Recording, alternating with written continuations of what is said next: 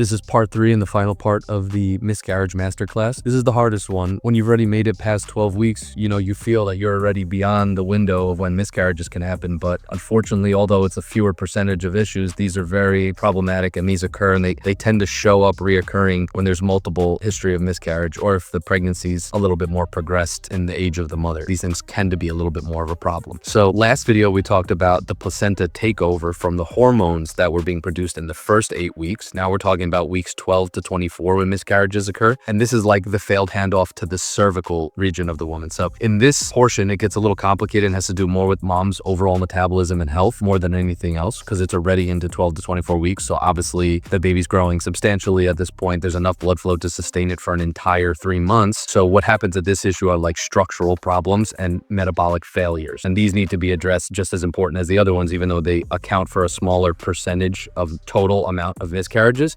These are persistent and will be an issue if you don't treat them in any pregnancy. So even though this happens to a smaller percentage of women, the women who deal with it will deal with this in every pregnancy if they don't address it. So this one is a little more encompassing and I have to treat this one more specifically. So when I know women have a history of this, I'll see them like 2 or 3 times up until 24 weeks, which is a lot of time, but obviously they know what the stakes are and so we do it. But cervical insufficiency, meaning enough cervical blood flow and metabolic supports just not occurring in the cervix, and that leads to the whole host of issues. So of those, structural uterine issues like fibroids or septums that develop within the actual uterine wall disrupt the ability of the pregnancy to continue. Severe chronic inflammation, not just pelvic inflammation, this may be due to infections and autoimmune conditions that are growing at the same time. And when they double, that like heavy inflammatory load and in a miscarriage at this point. One of the big ones is Hashimoto's thyroiditis. So I see this so common with Hashimoto's. So I treat the thyroid a lot in this case and the autoimmune condition that arises as a result of Hashimoto's thyroiditis. Poor placental blood flow that developed, it was strong enough to make it past 12 weeks, but it catches up at this point and the placental blood flow just disrupts. Maybe multiple hematomas that developed in the subchorionic space lead to lower blood flow. So if the hematomas weren't taken care of in the first 12 weeks, now they become real problematic. High insulin resistance is a huge one here, not only from inflammation and everything else, but the insulin itself being high starts to disrupt the normal development and function of everything that should be going on, and that leads to the miscarriage. Straight up infections during this point can cause it, and of course clotting disorders at this level start to be a problem because the vasculature is so developed in the actual baby and fetus that supplying the blood over and over without hematomas or clots now is the bigger concern during this time period. Once you get over this 24-week hump, then you're in the ballpark. You certainly don't want to give birth at like 28 weeks because the baby will be in NICU for months, but you can at least be a viable pregnancy in a few weeks past this point. This is like the last stand at this point. If there's issues in this time period, I often treat women through the rest of the pregnancy because it's just too high risk at that point. But up until 24 weeks, we're talking about 99% of miscarriages. We just went over in this 3-part series like all of the things that I see that are treatable, that I see that have nothing to do with chromosomal insufficiencies or chromosomal defects.